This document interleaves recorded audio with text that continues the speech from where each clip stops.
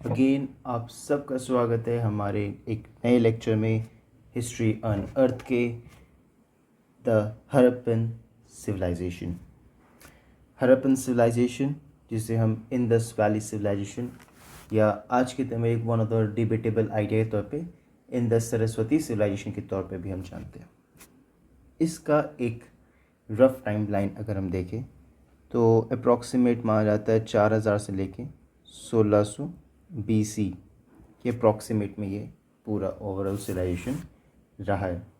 ना Harappan civilization Indian subcontinent से belong करता है as you all know, and ये अपने आप में इम्पॉर्टेंट इसलिए बनता है बिकॉज ये एक ऐसा सिविलाइजेशन, एक ऐसा डेवलपमेंट था, एक ऐसा डिस्कवरी था जो और या जिसने इंडिया की एक पोजीशन हिस्टोरिकल टर्म्स में बहुत प्रेस्टीजियस बना दी थी, ना सिर्फ एशिया में बल्कि हर एक कॉन्टिनेंट में।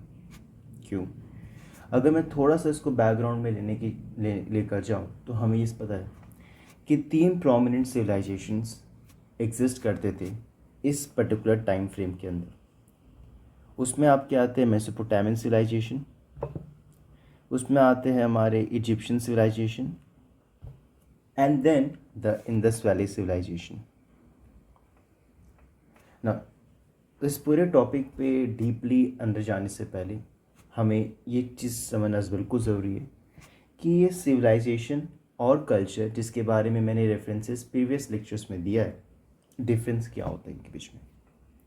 ना कल्चर का मतलब होता है एक बहुत लेम लैंग्वेज में द वे ऑफ लाइफ। एक इंसान किस तरीके से एक इंसान अपनी ज़िंदगी को एक रेगुलर बेसिस पे सरवाइव कर रहा है, उसे सस्टेन कर रहा है, उसको कैसे जी रहा है।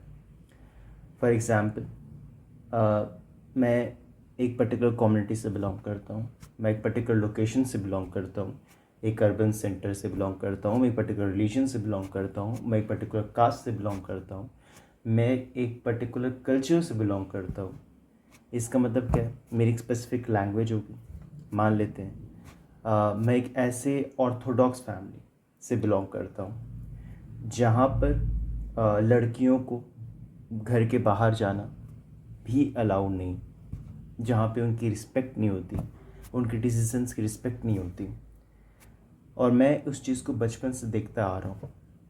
उस केस में मैं अपने आप को एक नेगेटिव से एग्जाम्पल मैं डेफिनेटली दे रहा हूँ, बट इस चीज़ को समझना ज़रूरी है। तो मेरी एक मेंटालिटी क्या बनेगी, एक साइकी क्या बनेगी कि women should not be respected. ये मेरी गलती नहीं है, ये मेरे कल्चर की गलती है जिसने मुझे ऐसे ढाला है। At the same point of time ये हो सकता है कि मैं एक ऐसे फैमिली से या एक ऐसे कल्चर से, एक ऐसे रिलीजन के उस सेक्शन से बिलोंग करता हूँ जो थोड़ा प्रोग्रेसिव है। For example, if there are transgenders और इफ़ दे आर वीमेन, चाहे वो किस तरीके से भी रह रहे हो, I accept, I promote, I always go for the empowerment. मैं कभी रिस्ट्रिक्ट नहीं करूँगा। I believe in the idea of equality. I will always believe in the idea of secularism, liberty, fraternity. तो ये मेरे कल्चर की वजह से, तो it's a way of life. हमारा प्रैक्टिसेस, हमारे बिलीफ पैटर्न, हमारे ट्रेडिशंस, हमारे वैल्यूज़, हमारे ड्रेस कोड, हमारा फूडिंग, हर एक कुछ एक इंटीग्रल पार्ट होता है हमारे कल्चर का। एंड कल्चर एक जनरेशन से दूसरे जनरेशन जाता है, ओरली भी जा सकता है और रिटन फॉर्म में भी जा सकता है, प्रैक्टिस वे में भी जा सकता है। This is what we called as the culture.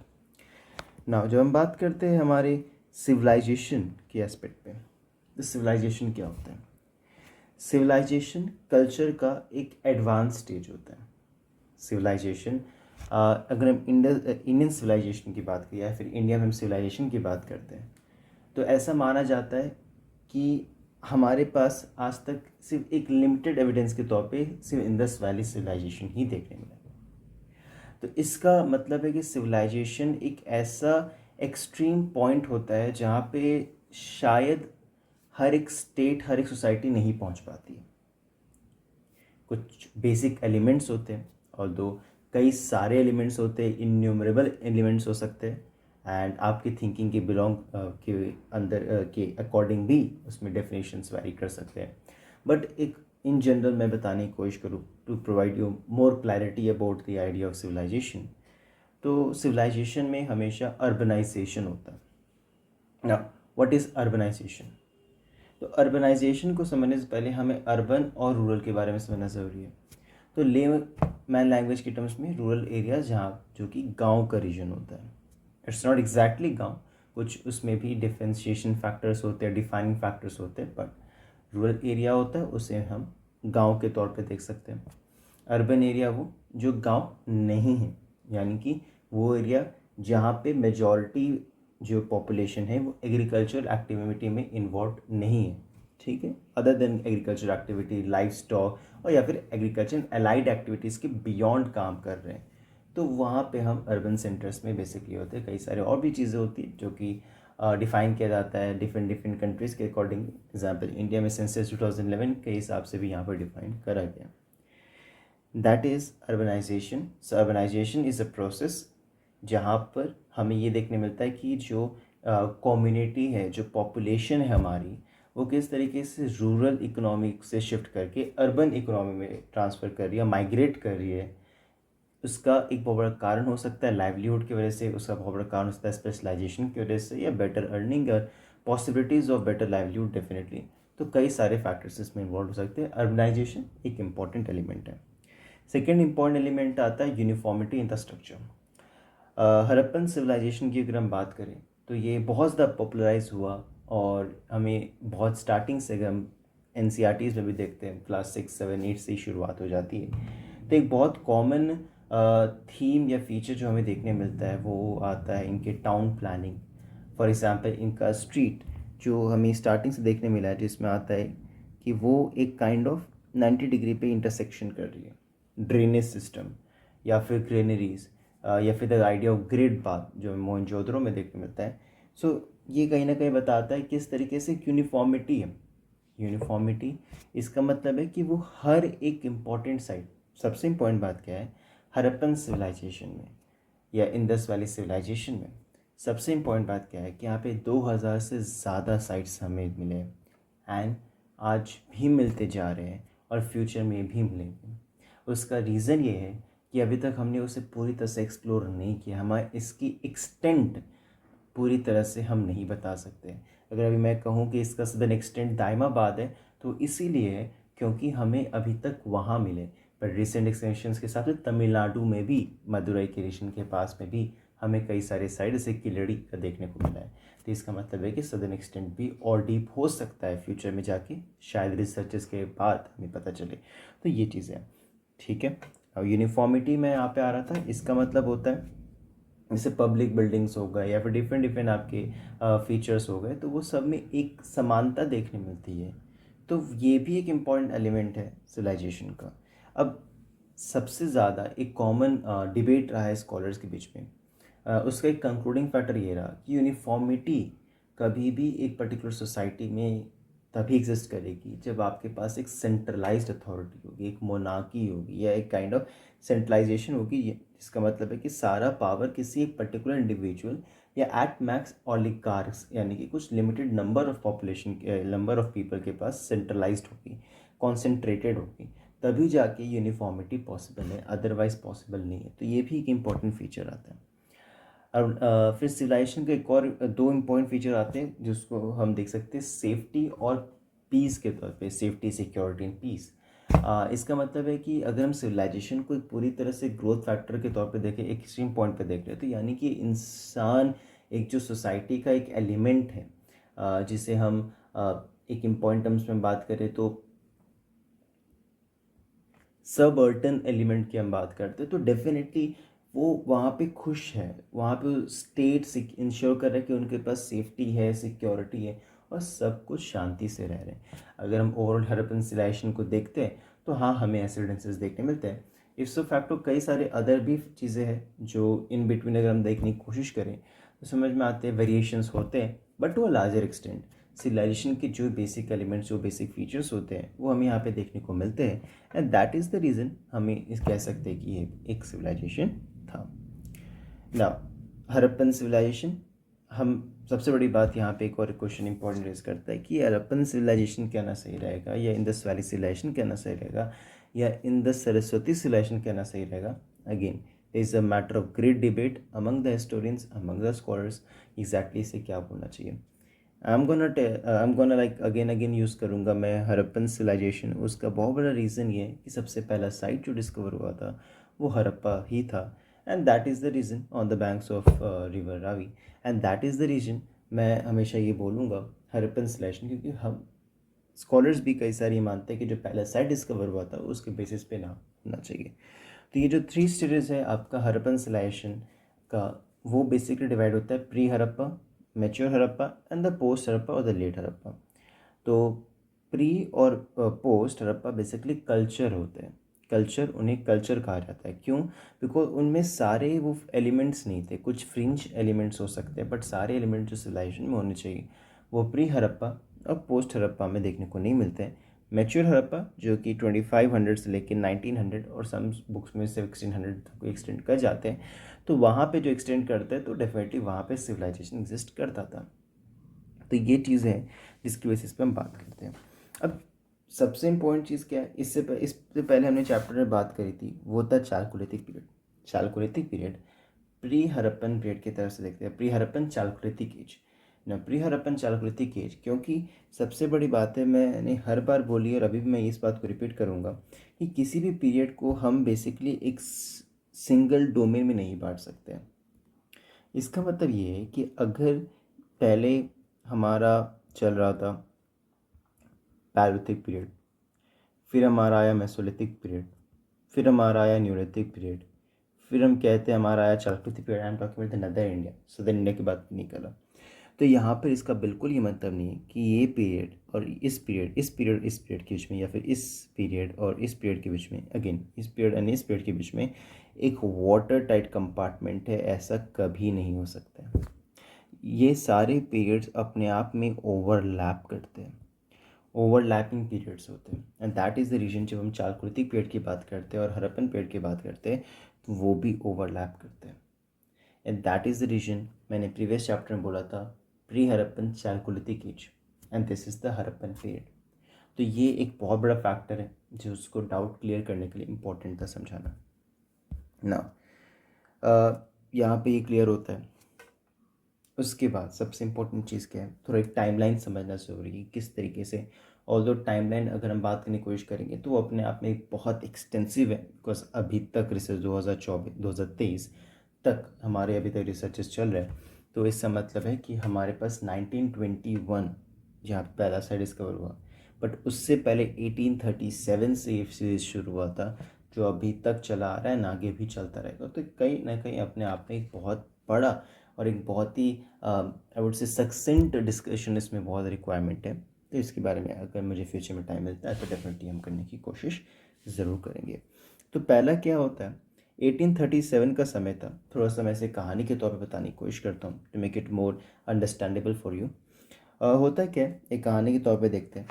1837 का समय था, just take it as a कहानी। इसमें बहुत सारे ऐसे एलिमेंट्स होंगे जो कि मैं कनेक्टिंग पॉइंट की तरह काम करूँगा। हो सकता है वो रियलिटी में एग्जैक्टली वे में नहीं होता, बट आई विल ट्राई कि ज़्यादातर उसे रियलिटी से जोड़ कर रखूँ। तो होता क्या, 1837 का समय था।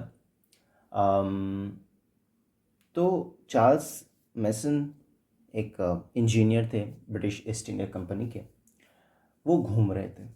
तो घूमते घूमते क्या होता है, उन्हें एक सील मिलता है। सील बेसिकली एक सील मिलता है, जहाँ पे वो इस सील को देखते हैं तो ये थोड़े शॉक होते हैं, क्योंकि ये सील एक्चुअली में इन्होंने पहले कभी नहीं देखा होता है। उन्होंने इस सील को थोड़ा सा एनालाइज करने की कोशिश करी, तो इन्हें पता चला कि ये स्टिएटाइट का बना हुआ है। स्टिएटाइट क्या होता है, सोप स्टोन्स, ठीक है, इनका बना हुआ है। तो इन्होंने देखा, इन्हें ऐसे कई सारे मिले, तो इन्होंने इकट्ठा करके रख लिया। इनको ज़्यादा उसमें इंटरेस्ट आया नहीं, ज़्यादा इसमें एक्सकेवेट करने का, ज़्यादा रिसर्च करने का, तो इन्होंने इकट्ठा करके रख दिया। बट हाँ, इन्होंने एक काम अच्छा करा, इन्होंने क्रोनोलॉजी के बेसिस पे इन्हें जमा कर दिया। धीरे धीरे करके हड़प्पन सील्स हमें मिलना शुरू होते 1853 के समय के आसपास। तो 1853 का समय आता है और हमारे पास ये सचेज होना शुरू होते हैं और हमें साइड्स पे कहीं ना कहीं सील्स देखने को मिलते हैं। इसी समय हमारे पास 1861 का समय आता है जहाँ पे Alexander Cunningham, retired civil servant, जो कि एक बहुत प्रोमिनेंट स्कॉलर, हिस्टोरियन और लिंग्विस्ट थे, वो कहीं ना कहीं अपने आप में फर्स्ट डायरेक्टर जनरल बनते हैं आर्कियोलॉजिकल सर्वे ऑफ इंडिया के। ना, अलेक्जेंडर कनिंघम की बात यहाँ पे करना बहुत ज़रूरी है। क्यों? इस चीज़ को समझिए पहले। एक बहुत लंबे समय तक, यानी कि 1921 तक, पूरे इंडियन हिस्ट्री में इवन जो हमारे प्रोमिनेंट स्कॉलर्स भी रहे या प्रोमिनेंट हिस्टोरियंस भी रहे या प्रोमिनेंट हमारे पास इंटेलेक्ट्स भी रहे, जिसमें इंडियन नेशनलिस्ट की भी मैं बात करूँ, तो सबको ये लगता था कि भारत का इतिहास एक्चुअली वैदिक पीरियड से शुरू होता है, क्योंकि इससे पहले का हमारे पास कोई ऐतिहासिक आर्टिफैक्ट या एलिमेंट था ही नहीं, एविडेंस था ही नहीं। तो हमेशा से लगता था कि हमारा इतिहास एक्चुअली वैदिक पीरियड से हुआ है, जहाँ पे हमारे पास लिटरेटिव एविडेंसेस देखने को मिले। बट जब 1921 में ये मिला तो एग्जैक्टली हमें ये पता चलता है कि एक्चुअली एक पीरियड था जो उससे पहले भी एग्जिस्ट करता था। इसका मतलब ये है कि किसी ने 1921 से पहले ये ज़रूर मेहनत करी, ये सोचा, ये समझा कि शायद मुझे कुछ ऐसा ढूंढना पड़ेगा, एक एक क्वेस्ट, एक एडवेंचर की रिक्वायरमेंट थी, जिसका आउटकम 1921 में देखने मिला, और वो अलेक्जेंडर कनिंघम ने शुरू किया था। अलेक्जेंडर कनिंघम एक्चुअली एक हिस्टोरियन थे, लिंग्विस्ट थे, उनकी कई सारी लैंग्वेज आया करती थी, और स्कॉलर थे। उन्होंने वेदास को पढ़ना शुरू किया। वेदास को पढ़ते पढ़ते उनको इस बात समझ में आई, एक शायद एक ऐसा लिंक है, एक कुछ ऐसा गैप है जो इंडियन हिस्ट्री में कहीं ना कहीं पूरी तरह से फील नहीं कर पाता है, एंड कहीं ना कहीं एक गैप है, एक एरिया है जिसको फील करने की रिक्वायरमेंट है, वैक्यूम है जिसे फील करने की रिक्वायरमेंट है। तो इन्होंने किया क्या, ये बनारस गए, और बनारस में कई सारे ब्राह्मण्स वहाँ पे रहते हैं, और कई सारे ब्राह्मण स्कॉलर से इन्होंने मुलाकात करी और उनसे ज्ञान प्राप्त किया, और उसके बाद वो कहीं ना कहीं पंजाब के आसपास के रीजन में चल जाते हैं एक्सकेवेट करने के लिए, क्योंकि उनको लगता है कि शायद ये एक ऐसा रीजन हो सकता है जहाँ पे उनको अपने क्वेश्चंस का आंसर मिलेगा, एंड एक्चुअली ऐसा हुआ। वहाँ पे सर्वे करते करते एक्सीडेंटली रिवर रावी के पास उनको एक पॉटरी मिलता है, और ये पॉटरी देखते हुए उनको ये समझ में आ जाता है कि वो जो क्वेश्चन का ढूंढ रहे थे उसका आंसर ये पॉटरी है। इसके बाद उन्होंने ब्रिटिश पार्लियामेंट को, जो कि हमारे वेस्टमिंस्टर में बैठती है, वहाँ पे इन्होंने लेटर लिखा कि सर हमें एक्सकवेशन करना है, तो कृपया हमें परमिशन अलॉट करें। बट डेफिनेटली एक ऐसी बात थी कि अब शुरुआत में कर नहीं सकते थे, तो इन्होंने डायरेक्टर जनरल बनाया था अलेक्जेंडर कनिंघम को, एएसआई का, और with some of the prominent I would say historians को, ग्रुप ऑफ हिस्टोरियंस के बाद इनको दिया कि ठीक है अब जाए करें। बट सबसे बड़ा इशू ये था कि इनको भले पॉटरी मिल गया था, बट इनके पास कोई भी एक क्लैरिटी ऑफ थॉट नहीं था कि इसके आगे क्या। तो इन्होंने रैंडम एक्सकवेशंस करने शुरू किए। डेफिनेटली रैंडम एक्सकवेशंस के साथ साथ उन्हें कई सारी चीज़ें मिली, बट इनके पास एक आइडिया था, एक ऑब्जेक्टिव था, बट शायद एक प्रोसेस की कमी थी, सॉरी। फिर 1920 का समय आता है। 1920 धीरे धीरे करके जॉन मार्शल, जो डायरेक्टर जनरल बनते हैं एएसआई के, उन्होंने डिसाइड किया कि शायद ये जिम्मेदारी हमारी बनती है कि थोड़ा साइंटिफिक अप्रोच अपनाने की ज़रूरत है और एक्सकवेशंस करना चाहिए। तो ये अगेन ब्रिटिश पार्लियामेंट को लेटर लिखते हैं और उनसे परमिशन मांगते हैं कि हमें परमिशन भी दीजिए मुझे, और हमें फंडिंग भी प्रोवाइड करें। तो इस बार ऐसा होता है और एक डेडिकेटेड, एक एक्सटेंसिव रिसर्च शुरू होता है, एंड एज ए रिजल्ट 1921 में under Dayaram Sahni, Indian historian, archaeologist, historian कहना सही रहेगा, एंड आर्कियोलॉजिस्ट, तो बेसिकली क्या होता है, हड़प्पा एज अ साइट पहला डिस्कवर्ड होता है। ये हड़प्पा साइट के बाद 10 के डिकेड के बाद आर.डी. बैनर्जी एंड मार्शल के अंदर हमें देखने मिलता है 1931 में मोहनजोदारो डिस्कवर होता है। 1938 के आसपास का रीजन होता है जहाँ पे मैके इससे और एक्सटेंसिव रिसर्च करने के लिए जाते हैं, और 1940 के बाद वत्स जो है वो भी थोड़ा एक्सटेंसिव रिसर्च करते हैं हड़प्पा। तो ये मैके वत्स कौन है? ये भी आर्कियोलॉजिस्ट हैं जिन्होंने इसमें बहुत ज़्यादा डेडिकेटेड रिसर्च किया। तो इसका मतलब ये बिल्कुल नहीं है कि सिर्फ हड़प्पा और मोहनजोदारो ही हमारे पास इकलौते साइट्स हैं। 2800 से ज़्यादा साइट्स हमें देखने मिले। प्रोमिनेंट साइट्स में जो शुरुआत में देखने मिले वो हमारे पास ये आते हैं। ठीक है। Post independence, like after 1947, prominent scholars like S. Bhan, J.P. Joshi, M.K. धवालेकर, B.B. लाल और कई सारे जो स्कॉलर्स थे उन्होंने गुजरात, हरियाणा और राजस्थान के रीजन के आसपास में एक्सकेवेट करना एंड डिस्कवरी के क्वेस्ट पे जाना शुरू किया। क्वेश्चन आता है कि ये 3 लोकेशन है क्यों? इन्होंने झारखंड में, वेस्ट बंगाल में रिसर्च क्यों नहीं किया? इन्होंने यूपी के ईस्टर्न पार्ट में रिसर्च क्यों नहीं किया? मध्य प्रदेश में क्यों नहीं किया? ये क्वेश्चन आता है। उसका रीज़न ये है कि जब हम देखने की कोशिश करते हैं कि हड़प्पन सिविलाइजेशन कहाँ था, तो उसका basically extent north western region था। कि माना था शायद उसके एक्सटेंट नॉर्थ वेस्टर्न रीजन के जितने पास में रहकर करोगे उतना ज़्यादा आपको मिलेगा। एंड हमारे पास गुजरात में लोथल, धोलावीरा जैसे रीजन देखने मिलते हैं। हरियाणा में, राजस्थान में कालीबंगन, बानवली, बानवसी ऐसे रीजन भी हमें देखने मिलते हैं। तो उसका मतलब ये है कि हाँ, ऐसे साइट्स थे प्रोबेबली जिसका हमें देखने को मिलता है। कोट DG F खान ने डिस्कवर किया था। हकरा और प्री हकरा कल्चर था, उसको MR मुगल ने किया था। और गंधार गेज भी हमें AS धानी जो थे उन्होंने इसको डिस्कवर किया था। यहाँ तक हमें देखने मिलता है। इसके बियॉन्ड हम जानेंगे तो कई सारे थ्योरीज़ हैं, कई सारे डिबेट्स हैं ऑरिजिन को लेके। डिफ्यूजनिस्ट थ्योरी है जो एक इम्पॉर्टेंट थ्योरी आता है जिसको डी गॉर्डन और क्रैमर सपोर्ट करते हैं, जिसका एक्चुअल दिया गया था बाय मैके, और इसको सपोर्ट करते हैं गॉर्डन एंड क्रैमर। तो डिफ्यूजन थ्योरी क्या है, सिंपल में बताऊँ तो ये माना जाता है मैके के द्वारा, या मैके का मानना ये है कि सुमेर जो कि मेसोपोटामिया का रीजन था, वहाँ पे लोग थे, वही धीरे धीरे करके यहाँ पे आए थे और उन्होंने यहाँ पे अपने आप को स्टैब्लिश किया और उन्होंने हड़प्पन सिविलाइजेशन की शुरुआत करी। मॉर्टिमर विलर का मानना ये है कि लोग नहीं आए थे, आइडिया था, आइडिया हवा में था, idea was in the air, वो धीरे धीरे करके फ्लोट करता रहा और वो आ गया। फिर अमरिंदर घोष का मानना है, यह अमरिंदर घोष ने बहुत हद तक प्री हड़प्पा और मैच्योर हड़प्पा में एक सिमिलरिटी लाने की कोशिश करी थी। MR मुगल ने एक कॉम्प्रिहेंसिव एनालिसिस किया था नॉर्थ वेस्टर्न रीजन का और कंपेयर किया था range of potteries from pre to mature Harappa और एक्सप्लेन किया था उनके बीच में रिलेशंस क्या है। तो क्वेश्चन ये आता है कि क्या ये सारे थ्योरीज बिल्कुल कॉन्क्रीट है? Answer is no, a big no. Reason being researches चलते रहते हैं, अपने अपने स्कॉलर्स का व्यू पॉइंट है। फॉर एग्जांपल मॉर्टिमर विलर ने कहा कि हवा में आइडियाज़ फ्लोट कर रहे थे। बट एक कम्युनिकेशन का, अगर मैं एक बहुत ही कॉमन सा एक आइडियोलॉजी आपको बताने की कोशिश करूँ, कॉमन सा प्रोसेस बताता करूँ, तो इस चीज़ को समझ ज़रूरी है कि जब भी कम्युनिकेशन होता है तो वो डिस्टॉर्ट होता है। डिस्टॉर्ट होने के पीछे कारण होता है noise. I am not talking about that शोर शराबा, I am talking about the barriers of communication. तो कई सारे फैक्टर्स हो सकते हैं। I am just giving you one of those criticisms. So there are innumerable criticisms जो बेसिकली कह सकते हैं। Now extent of Harappan civilization is something again very important. इसमें बताया था 28 से ज़्यादा साइट्स हैं।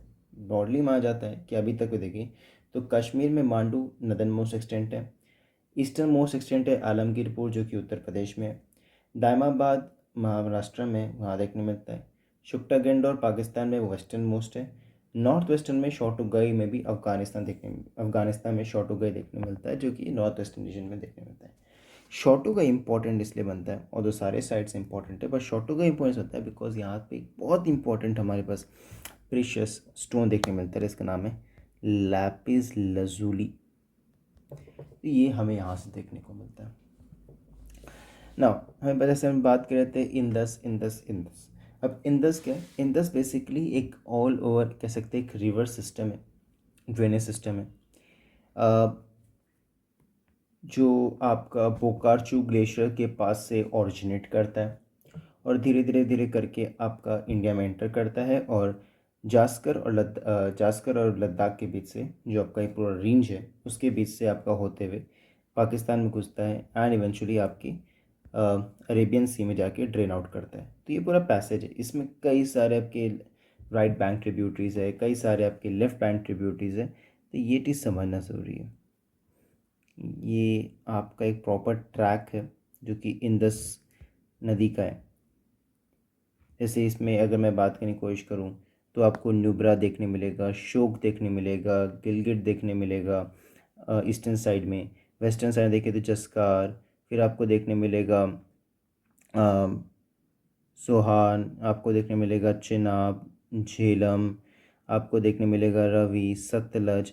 और दो ब्यास नदी जो है वो पाकिस्तान में एंटर नहीं करती, वो सतलज में जाके ड्रेन कर जाती है। तो ये चीज़ भी हमें देखने मिलता है। सतलज भी आपके तिब्बत के रीजन से ओरिजिनेट करता है and then it enters into India and eventually वो जाके मिल जाता है आपके चिनाब में। चिनाब जो इवेंचुअली पंचनाद के पास जाके मिलता है आपके ओवरऑल इंदस में। तो ये पूरा रीजन जो है आपका इंदस सिविलाइजेशन का एक एक्सटेंट है जो हमें रिवर सिस्टम से समझना ज़रूरी होता है।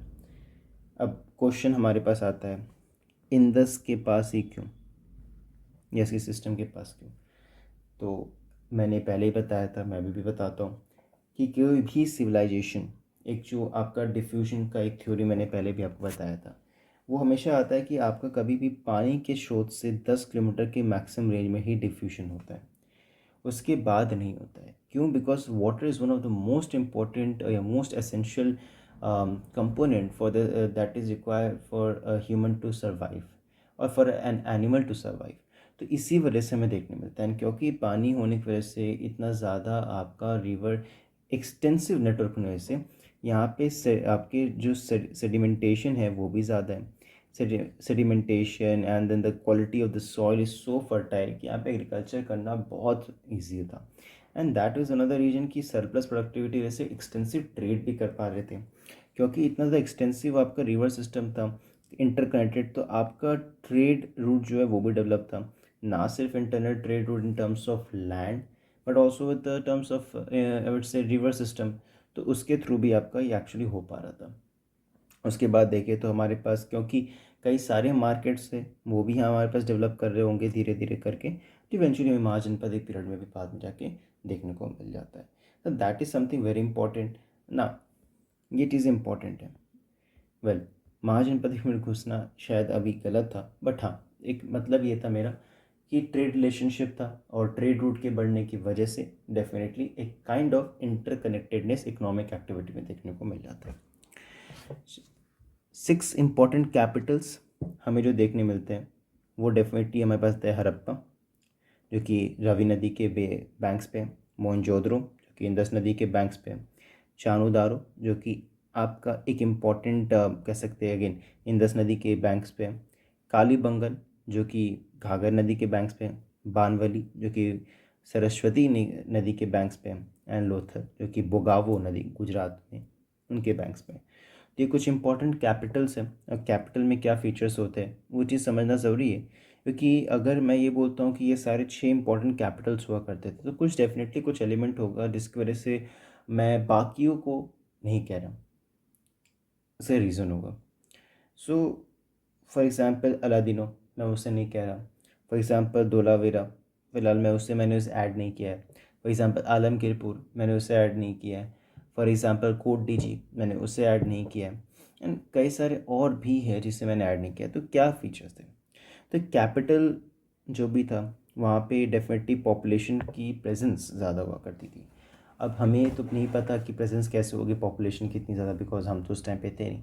तो कार्बन डेटिंग मेथड एंड बाकी मेथड्स के थ्रू भी होता है, सेडिमेंटरी डिपॉजिट्स की वजह से होता है, आर्टिफैक्ट्स की वजह से होता है, बोन्स की प्रेजेंस की वजह से भी होता है, कई सारे मेथड्स हैं, रेडियो डेटिंग मेथड एक्सेट्रा, जिसकी वजह से आप ये पता कर सकते हैं कि एग्जैक्टली पॉपुलेटेड थी या नहीं थी। सिटाडल, अब सिटाडल क्या होता है इसके बारे में मैं टाउन प्लानिंग में ज़्यादा बेटर बताऊँगा। लार्ज मार्केट, उसकी पॉसिबिलिटीज़ हमें मोहनजोदड़ो, हड़प्पा एंड बाकी रीजन से देखने मिला है, धोलावीरा, लोथल, रंगपुर, इन सारे देखने मिले। फॉरेन गुड्स जैसे हमें ना सिर्फ इंडिया में जैसे बीड्स के लोथल धोलावीरा में देखने मिलते हैं, हड़प्पा में देखने मिलते हैं, हमें वैसे ओमान येमन में भी देखने को मिलते हैं, इवन आपको मेसोपोटामिया के रीजन में देखने मिलता है। That's something very important. Well connected communication infrastructure at that point of time was definitely the trade routes, जो कि लैंड और in I would say rivers line system के बेसिस पे हुआ करता था. Now, this is the where I'm ending this chapter now. This is the first part because Harappan civilization अपने आप में एक बहुत बड़ा चैप्टर है, सो उसे मैं एक वीडियो में कवर बिल्कुल नहीं कर सकता. So this was the introductory video and आप मेरे साथ जुड़े रहे. डेफिनेटली हम इसे 2-3 पार्ट्स में और लेकर जाएंगे एंड इसे कॉम्प्रिहेंसिव वे में कवर करने की कोशिश करेंगे, सो दैट आपके जितने भी कॉम्पिटिटिव एग्ज़ाम्स हैं या फिर यूजीसी नेट है या फिर यूपीएससी है, उन सब में आपको बहुत हद तक मदद मिलेगी. So because I assure you कि I am giving you the content जो कि बहुत सारे प्रोमिनेंट और स्टैंडर्डाइज बुक्स में मैंशनड है, उन सब का एक कॉम्प्रिहेंसिव एनालिसिस के हिसाब से मैं बताने की कोशिश कर रहा हूँ. So if you like my efforts, अगर आपको अच्छा लग रहा है तो प्लीज़ सब्सक्राइब करें, लाइक करें, शेयर करें, कमेंट करें. ज़्यादा लोगों को शेयर करिएगा तो उनके पास भी पहुंचेगा जिन्हें इसकी एक्चुअली रिक्वायरमेंट है, जो हेफ्टी अमाउंट्स पे नहीं कर सकते कोचिंग कंपनीज़ को, कोचिंग इंस्टीट्यूट्स को. So it's a request, please ज़्यादा से ज़्यादा लोगों को शेयर करें एंड कमेंट करें जिससे किस तरीके से मैं अपने आप को इम्प्रूव कर सकता हूँ. लाइक करें एंड डेफिनेटली बेल आइकन को प्रेस ज़रूर करें, सो दैट कि हमारे पास जो भी फ्यूचर में वीडियोज़ मैं अपलोड करता हूँ उसका नोटिफिकेशन आपको ज़रूर मिले, सो दैट कि आप मिस ना करो. टिल देन, जय हिंद,